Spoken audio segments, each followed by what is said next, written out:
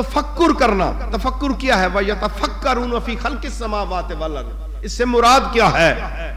اور اس آیت سے معلوم ہوا کہ غور و فکر کرنا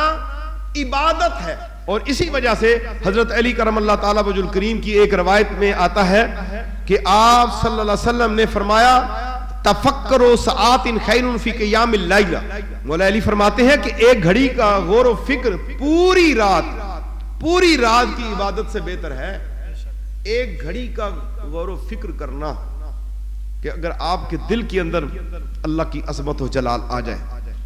حضرت عمر بن عبد العزیز رحمت اللہ تعالیٰ نے غور و فکر کو افضل عبادت قرار دیا۔ حضرت حسن بن عامر رضی اللہ تعالیٰ نے فرمایا کہ میں نے بہت سے صحابہ رضوان اللہ تعالیٰ جمعین سے سنا، وہ فرماتے تھے کہ ایمان کا نور اور روشنی غور و فکر ہے۔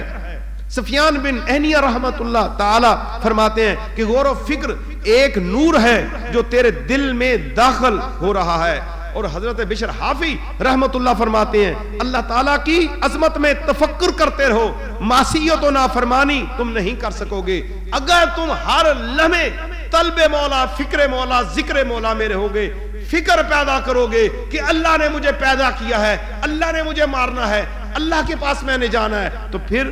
تم کبھی گناہ نہیں کر سکو گے۔ تمہارا یہ غور و فکر تمہیں گناہوں سے روک دے گا۔ یہ دیکھ لیں کہ غور و فکر کا کتنا اہم موضوع ہے قرآن کے اندر، ہم لیکن اس سے دور ہیں کہ اللہ تبارک و تعالیٰ نے اپنی نشانیوں میں غور و فکر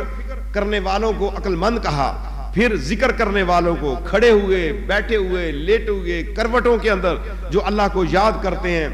اور اللہ کا ذکر کرتے ہیں اور اللہ کے زمین و آسمان میں فکر غور پیدا کرتے ہیں، تو اللہ تبارک و تعالیٰ